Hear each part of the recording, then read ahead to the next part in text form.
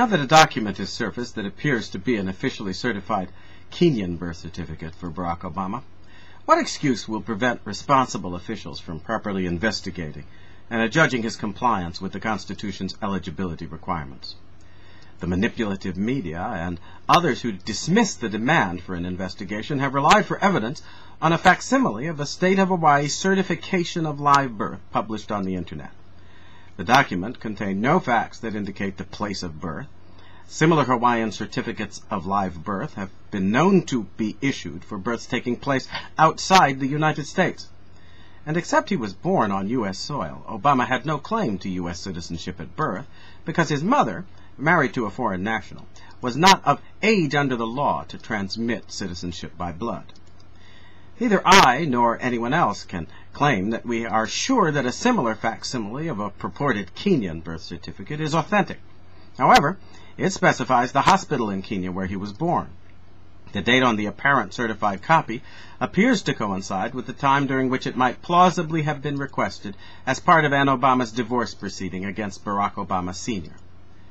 And as noted in WorldNet Daily's report on the subject, it appears identical to other birth documents issued in Kenya at the time.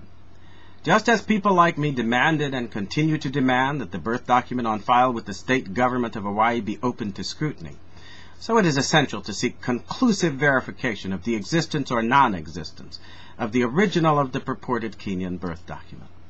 Despite a tidal wave of ridicule, mockery, threats, and media repression, many grassroots Americans have persisted in the common-sense demand for an authoritative investigation and decision about this matter. Tragically for our country, officials sworn to uphold and defend the Constitution have done nothing to fulfill their oaths. Perhaps blind partisanship and the arrogance of power explain the failure to act of Democrats and others who openly or secretly identify with the Obama faction. But how are we to explain the silence or open complicity of the Republicans in this failure? The Republican Party purports to be the loyal opposition.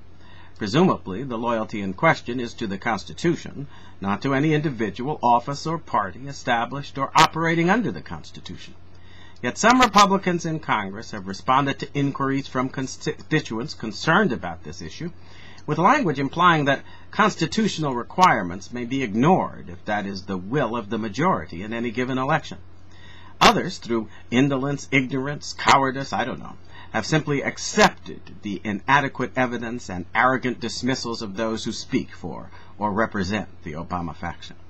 Does the Republican Party actually subscribe to the view that constitutional provisions can be amended or overturned by simple majority vote in an ordinary election? But the Constitution represents the agreed-upon and established rules that confer legitimacy on such elections. If and when an electoral majority simply disregards those requirements, the election has no legitimacy. Such de facto alteration of the Constitution, in disregard of the orderly and rigorous amending process it ordains, represents a breach of the social contract the Constitution articulates, a breach that portends the dissolution of civil society and politics with all the serious dangers that implies. To preserve the nation from these dangers, clearly visible and transparent steps must be taken to reassure people that the authority of the U.S. Constitution remains intact as the basis for the government of the United States.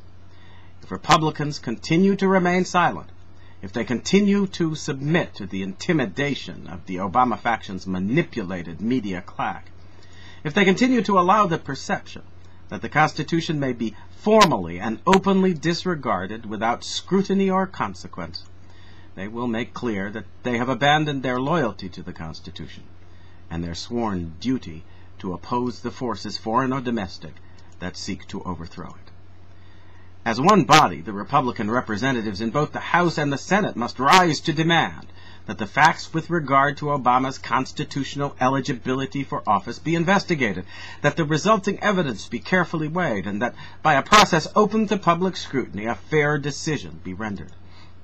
I believe that, for the sake of the Constitution which secures the peace and unity of our nation, Americans will accept and abide by the result of such a process. However, without it, no other decisions or actions taken by the U.S. government in these increasingly momentous times will be free of the taint of illegitimacy and coercion. For the survival of the constitutional republic, the Republicans should have the courage to live up to their name. If they do not, those who still forlornly cling to the delusion that their party offers hope to liberty may yet be forced to follow the example of people like me, who now seek to build a truer political vehicle for freedom's hope under the banner of America's independence.